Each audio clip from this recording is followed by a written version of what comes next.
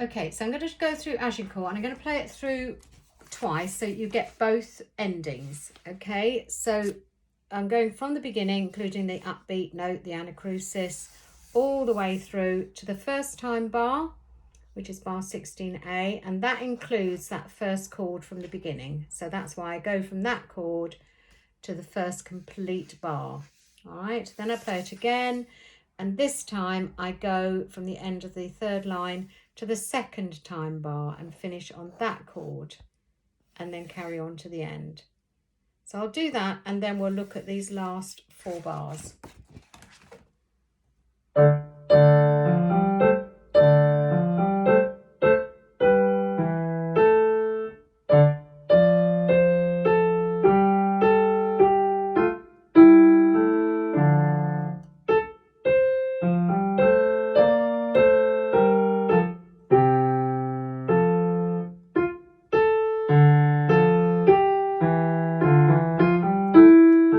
First time bar, now back to the beginning.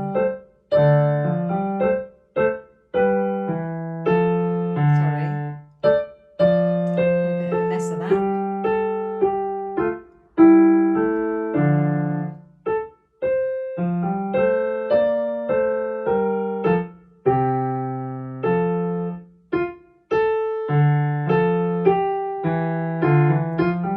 Now the second time bar.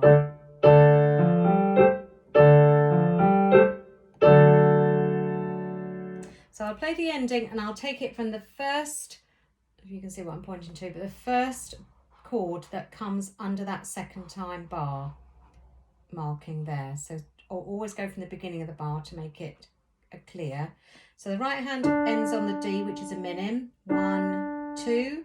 Then you play the staccato chord with your 2 and 5 on A and D. Then you play it as a minim, 2 beats, slur or join on to the next chord, which is G and C with 4 and 1. So the important thing that I mentioned is about this slur, that you must connect from one to the other, then release it.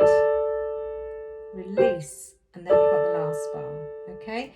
And generally speaking, in music, when we've got a slur like that, especially if the slur starts on the main beat of the bar and the first beat is the main beat of the bar, the third beat in this instance is considered the weaker part of the bar. Okay, so you automatically, I know it's not printed in the music, but you automatically learn that that's how you should interpret that slur. It's not that lengthening the second note, because there's a danger then you will be late onto the first beat of the next bar. But also it doesn't give the lift and the right emphasis to the music. If you put a little staccato, it helps in all sorts of ways. It helps you to get back onto the first beat of the next bar much more easily. It gives the right emphasis to the music as to where the strong beats and weaker beats are, and it just adds to the character of the music, especially this one, because it's quite a feature from the beginning. You've got that, okay? So I've put the staccato in, although it's not actually put into the music. If it was a less sort of percussive type of music, this is quite a quick piece.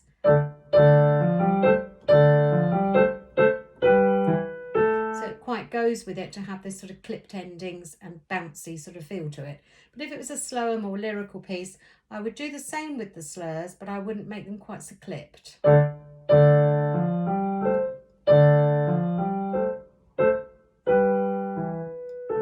Okay, so I've still released the note, but I've softened it instead of making it so sort of staccato in sound.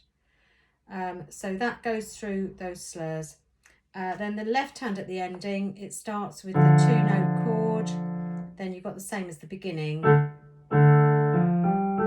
and you finish with a D major chord, which has got the F sharp in it. So the 2 hands both together from the ending there, from the second time bar, 1, 2, 3,